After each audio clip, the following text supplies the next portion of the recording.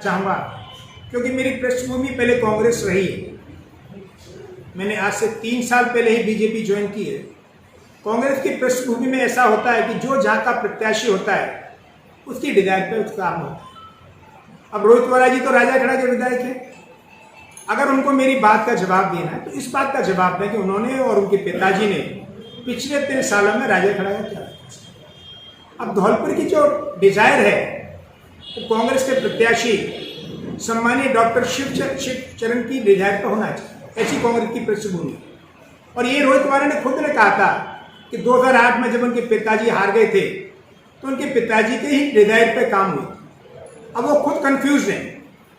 उस टाइम कांग्रेस के मंत्री मलिंगा जी थे, या तो फिर पूरा जो डेवलपमेंट है पूरे जिले का विधायक के हिस्से से होना चाहिए तो मलिंगा जी के हिस्से से होना चाहिए, क्योंकि कांग्रेस की पृष्ठभूमि है कि जो जहाँ का प्रत्याशी होता है उसकी डिजायर पे डेवलपमेंट होता है। तो रोहित वोरा धौलपुर के अंदर जो चिल्ला रहे हैं कि मेरे हिसाब से हॉस्पिटल का डेवलपमेंट हुआ, वो गलत है।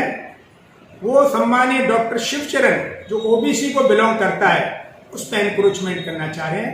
पूरा परिश्रम उसका होता है जो प्रत्याशी होता है, उस पर रोहित वोरा जी को कोई योगदान नहीं है। वो लोगों को गुमराह कर रहे हैं। उनको ये कहना चाहिए कि उनके 3 साल के कार्यकाल के अंदर राजाखेड़ा में क्या विकास।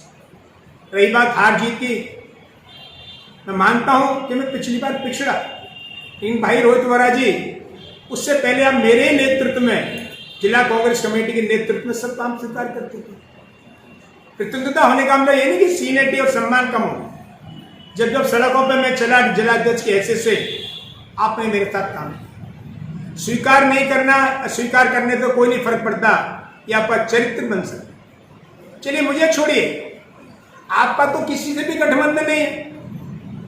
आपकी मानसिकता इतनी कमजोर है कि हर बार आपका तो ये कोई आदमी विधायक किसी क्षेत्र का ये कह दे कि राजाखेड़ा का पिछली 4 बार से किसी को नेतृत्व मिला है, अगर किसी और विधानसभा में छोड़ दे तो आप आरोप लगा दे तो उनकी मानसिकता कमजोर है। आखिरकार आपकी न तो कांग्रेस वालों से कोई सामाजिक गठबंधन है न पार्टी से है, तो मुझे लगता है आप तानाशाही कर रहे हैं, क्योंकि आपके पास कुछ कहने का नहीं है। आप सब पे आरोप लगा रहे हैं।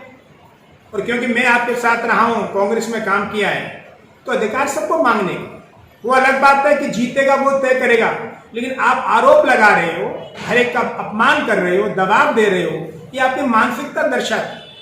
और आप पहली और आखिरी बार विधायक बने हो। ध्यान रखना, आप पहली और आखिरी बार दे रहे हो कि आने वाले वक्त में राजाखेड़ा आपको इस व्यवहार से स्वीकार करेगा, बनाएगा नहीं। आपका जो अहंकार है, लोगों पे आरोप है, जो आपकी पृष्ठभूमि है, धौलपुर में आप धौलपुर के आदमी को उन पर बैठ जाते हो। अगर आप किसी मंत्री के बगल में बैठ गए तो आप नगर पालिका धौलपुर में विकास नहीं कर सकते। कि कांग्रेस की पृष्ठभूमि है कि वही लिख सकता है जो प्रत्याशी है। आपका धौलपुर के डेवलपमेंट में कोई योगदान नहीं। और अगर किसी परिस्थिति में कोई आदमी पैसा इसीलिए लगा रहा है तो श्रेय आप नहीं ले सकते, लेकिन आपकी भाषा, आपका व्यवहार, आपका अहंकार, आपका घमंड, ये आपके शोभा नहीं देते।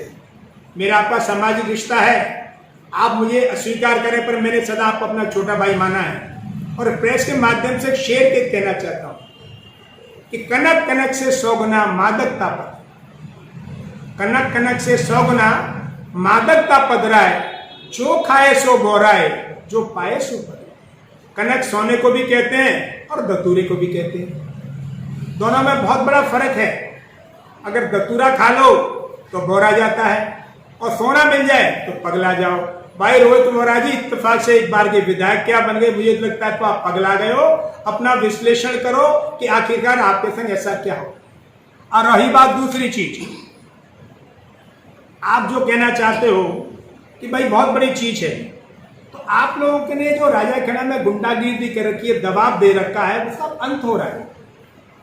जिस समाज ने आपको सदा संग दिया, वोट दिया, मैंने 75 साल के आदमी को टिकट दी, निषाद समाज के ओबीसी के थे, जिनको इत्तेफाक से कभी मौका नहीं मिला, और आपके दलालों ने, आपके ठेकेदारों ने उस निषाद समाज को दबा के बिठा दिया। आपका दायित्व तो ये बनता था आपको खड़ा रहने देता। इस तरह नहीं चलेगा। अब भय से, अत्याचार से, दादागिरी से आपका भविष्य सुरक्षित नहीं है। तो मैं मानता हूं कि आपके पैर कमजोर हैं और आपकी वफादारी किसी के लिए भी नहीं। आप सिर्फ अपने लिए जीना चाहते हो, अपने लिए काम करना चाहते हो। मैंने अभी पोस्टर देखे, आपके ही परिवार का एक बहुत सम्मानित सदस्य जिसने मेरे साथ तो नहीं दिया, मुझे तो छोड़ के भाग गया, लेकिन आपके परिवार में गया, वो 3 बार का राजाखेड़ा का विधानसभा का प्रत्याशी रह लिया, 1 बार का विधायक रह लिया, 2 बार का प्रधान रह लिया, किसी पोस्टर में उसका आप नाम नहीं छापा। और अपने परिवार के एक ऐसे सदस्य का जिसमें न तो संगठन में कोई योगदान है न कांग्रेस में योगदान है, उसके पोस्टर छप रहे हैं। तो पिता का भी फोटो है, आपका भी है, आपके परिवार के भी सदस्य का है, बहुत परेशान है। और उस आदमी का जो एक एक्स MLA रखा है जिसका वाक्य में वजूद है, उसको आप नहीं छाप रहे। ये आपकी इस बात को, मानसिकता को दर्शाता है कि आप अपने परिवार में अपने पिता के अलावा किसी को स्वीकार नहीं करते। और ये बात हमने देख ली, और पिछली बार मैंने भी कहा, आज फिर कहना चाहता हूं कि आपके पिता सम्मानित प्रद्युम्न सिंह जी को वित्त मंत्रालय में चेयरमैन बनाया। आज इस माध्यम से मैं कहना चाहता हूं, 2003 में वो मंत्री से हट गए और 2008 में वो इत्तेफाक से इलेक्शन हार गए। मैं कांग्रेस में था, हमारा आपके साथ साथ था, बड़ी कोशिश की हमने, क्योंकि मलेंगा जी को लाल बत्ती मिल गई थी। हमारी इच्छा थी कि बाबूजी को लाल बत्ती मिले, तो 2 लाल बत्ती हो, या तो धौलपुर का विकास है। दिल्ली वालों ने ये कह के स्वीकार कर दिया कि इनका कार्यकाल बहुत कमजोर रहा है और हम इस बात को महसूस नहीं करते कि इनको वित्त का कोई कार्यभार मिले। फिर अचानक 10 साल बाद, जबकि उम्र 84-85 साल की हो गई, उनको सिर्फ 1.5 साल के लिए बनाया गया। तो अगर कार्यशैली पे बनता, उम्र पे बनता, और जरूरत थी 2008 से 2013 के बीच में, तब आपके पिताजी को नहीं बनाया गया। इसका आप अगर उचित समझे तो जवाब दें। मुझे तो ऐसा लगता है कि जो आप बरमोडा पहन के हरियाणा में कबड्डी खेल लेते और अचानक छोड़ के आप जैसलमेर चले गए, उसका कोई सौदा तो नहीं। आपके जैसे सम्मानित पिताजी जो इतने भी पदों पर रह लिए, 1.5 साल के लिए करना क्या चाहते हैं? हर चीज आप अपने परिवार में लेना चाहते हैं। ये आपकी मानसिकता दर्शाता है कि आप कमजोर मानसिकता के आदमी है और धौलपुर का विकास नहीं कर सकते, राजाखेड़ा विकास नहीं कर सकते। मेरा आपसे एक और कहना है, आप किसी के लिए सगे नहीं हैं। जो लोग प्रशासनिक अधिकारी हैं, पुलिस में बैठे हैं, जो इनके साथ जुड़े हुए हैं, मैं उनको ध्यान आकर्षित करना चाहता हूं कि सम्मानित बाबूजी किसी के सगे नहीं हो सकते। जब जब इनका काम पूरा हो जाता है, छोड़ भागते हैं। सन 85 के अंदर जब इनको कांग्रेस की टिकट नहीं मिली, करप्शन के अंदर राजीव गांधी जी ने टिकट काट दिया, तो उन्होंने इनके परिवार का ही आदमी राजाखेड़ा से कांग्रेस के टिकट पर लड़ा था। और इन्होंने न तो धौलपुर में न राजाखेड़ा में पार्टी के प्रत्याशी को और खासकर इनके भाई का साथ नहीं दिया। और उसके एवज में जिला कांग्रेस कमेटी ने ये मान के कि आपने दोनों जगह कांग्रेस के प्रत्याशियों के पीठ में छुरा भोंका, आपका कांग्रेस से निष्कासन किया। और ये निष्कासन सिर्फ जिले स्तर पर नहीं हुआ, प्रदेश स्तर में सम्मान्य नवल किशोर जी जो प्रदेश कांग्रेस कमेटी के सम्मान्य अध्यक्ष थे, उन्होंने भी निष्कासन को जायज माना। तो मेरा पूरी जनता से, उनके लोग जुड़ों से कहना चाहता हूं कि ये लोग को, ये परिवार सिर्फ अपने लिए, अपने स्वार्थ के लिए करना चाहता है। जब इनका स्वार्थ निकल जाता, किसी का साथ नहीं देना चाहते और न दे पाएंगे। तो जो ठेकेदार, जो गुलामियत कर रहे हैं, जो अन्याय कर रहे हैं, मेरा उनसे कहने का मकसद है कि आप राजाखेड़ा की जनता के विकास के लिए सोचेगा। और अगर राजाखेड़ा को उद्धारना चाहते, मैं तो आ गया हूं बाबूजी, मैं तो आपसे संघर्ष करूंगा। इस इलेक्शन में कोई भी दबाव नहीं मिलेगा, जनता जो भी निर्णय करेगी उसको मैं स्वीकार करूंगा, लेकिन किसी तरह का दबाव कोई प्रशासन अधिकारी नहीं दे पाएगा।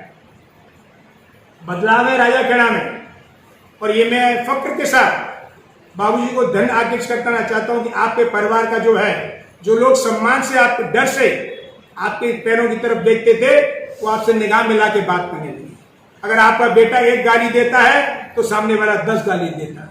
मैं वोटों की लड़ाई नहीं लड़ रहा हूं, मैं राजाखेड़ा में सामाजिक सम्मान की, उनको अंदर के खौफ को खत्म करने की, डर को खत्म करने की, अन्याय को खत्म करने की, और आपके जो चुनिंदे ठेकेदार हैं उनके खिलाफ लड़ रहा हूं। और किसी भी आदमी के साथ कोई भी किसी की चीज चली तो मैं चट्टान की तरह काम करना चाहूंगा। बाबूजी उम्र जीवन भर कोई वो नहीं रखता है।